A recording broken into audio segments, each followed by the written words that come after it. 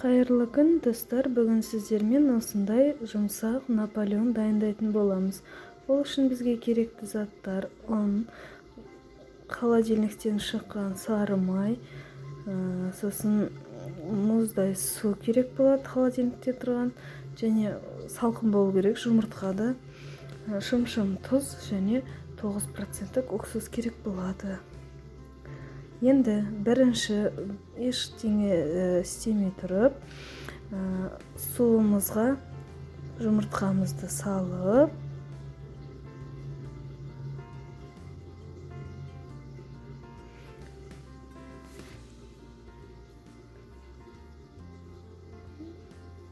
кішкене тұз саламыз.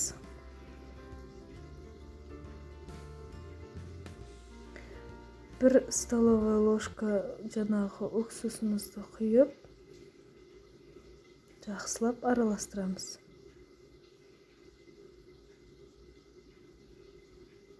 Осыны холодильникке қайтадан салып қоямыз. Бұл мұздап тұруы керек. Енді қатты холодильниктен шыққан сары майларымызды салып, теркадан жай-жай бәрін өткізіп шығамыз. Бірінші бәрін салып алайық.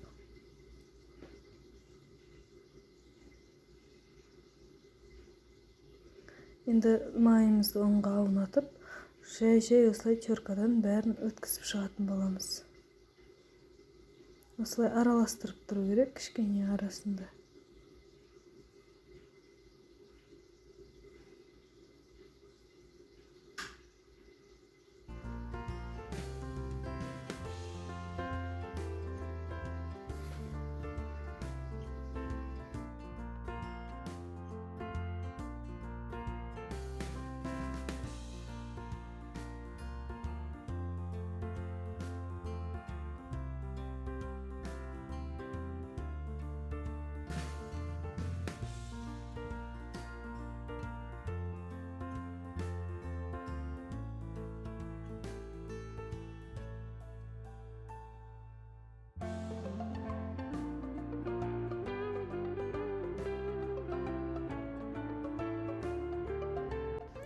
Біздің қамырымыз дайын болды. Енді осылай қолымызбен үгітеміз. Жұмсақ жаңағы крошка жасауымыз керек. Енді холодильниктен алып шыққан суымызды құйып, қамыр илейміз. Бірінші мен осылай қасықпен жай-жай араластырып аламын, біріктіру үшін. Сосын қолмен илейміз.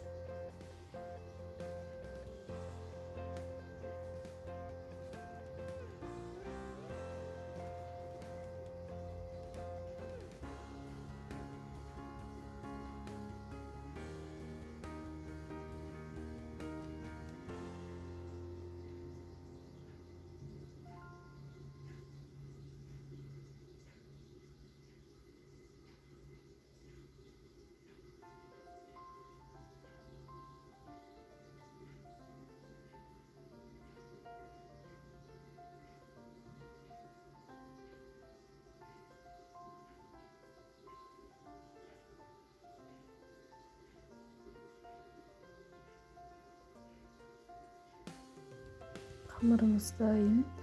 Енді осыны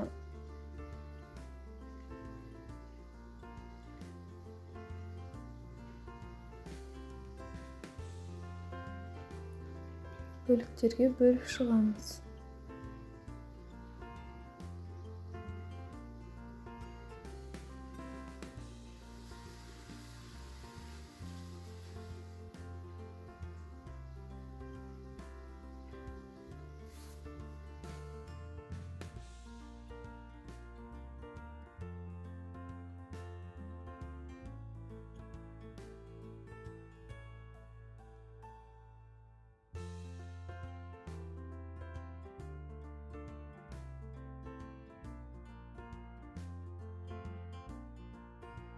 Барлығын осылай дөңгелектеп холодильникке салып қоям. Енді кремін дайындаймыз. Ол үшін бізге 2 жұмыртқа керек. 2 жұмыртқаның үстіне қантымызды саламыз.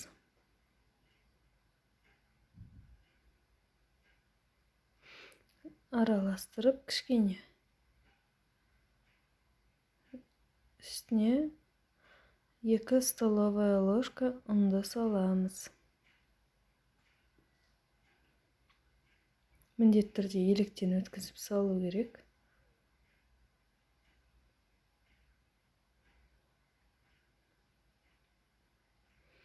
Үстіне сүтіміздің жартысын құямыз.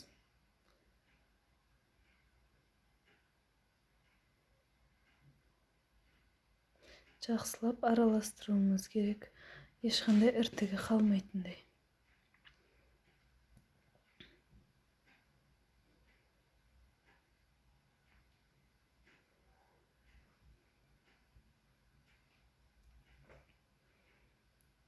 Енді қалған сүтімізді құйып, ең төменгі пештің несіне қойып қайнататын боламыз. Яғни бұл қайнатпалы крем.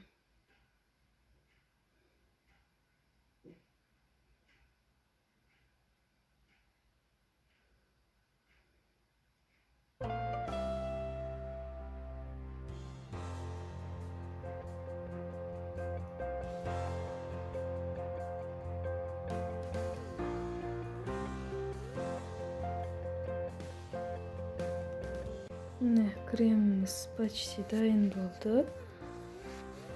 Енді оттан сүріп, басқа ыдысқа құйып, бетін тез жаңағындай суланып кетпеу үшін пакетпен бетін тигізіп жауып қойдым.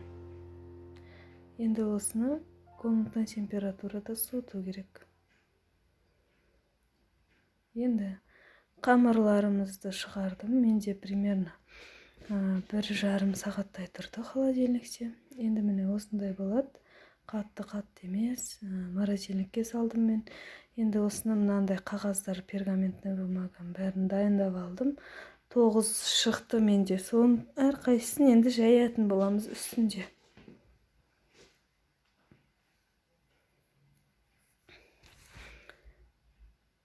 Міндетті түрде ұнын себу керек. Ұн сеппесеңіздер, ол жабысып қалатын болады.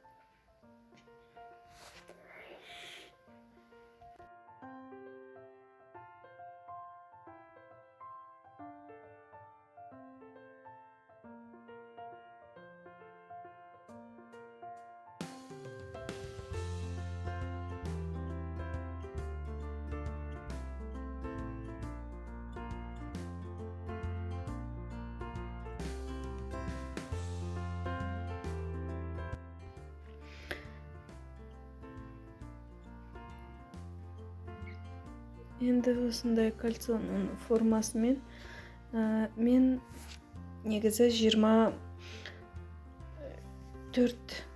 диаметрде етіп кестім. Ол піскен кезде менде 22-лік немен жинадым. Ол піскенде кішкене жиналып қалады, сол себепті осындай болады. Кесіп шет-шетін осы күйінде пісіре береміз. Піскеннен кейін шетіндегілерін бөлек алып қоятын боламыз. Осылай вилкамен міндетті түрде істеп шығу керек, әйтпесе беті үлкейіп ісініп кетуі мүмкін. Енді кремімізді дайындаймыз. Енді суыған кремдің үстіне комнатный температурадағы сары майымызды қосуымыз керек. Екеуінің температурасы бірдей болу керек, әйтпесе креміміз іріп кететін болады. Біздің корждарымыз дайын болды. Примерно 5-7 минуттан 180 градуста әрқайсысын пісірдік. Енді жинаймыз.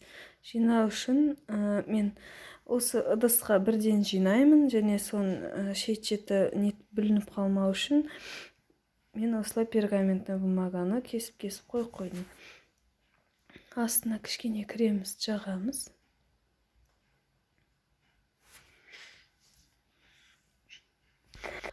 Әр корждарымызды жай-жайдан бір-біреуден салып жинай бастаймыз.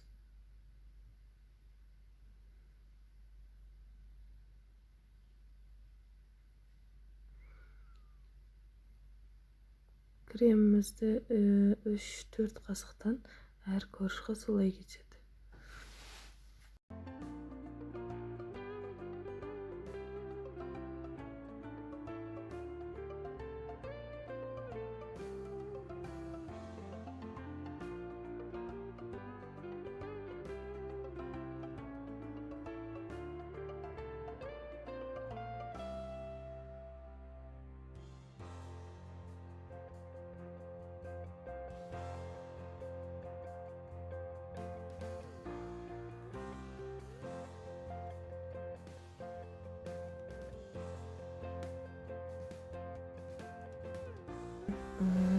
қалған жанынан қалып пісіргендерімізді үгіте бастаймыз.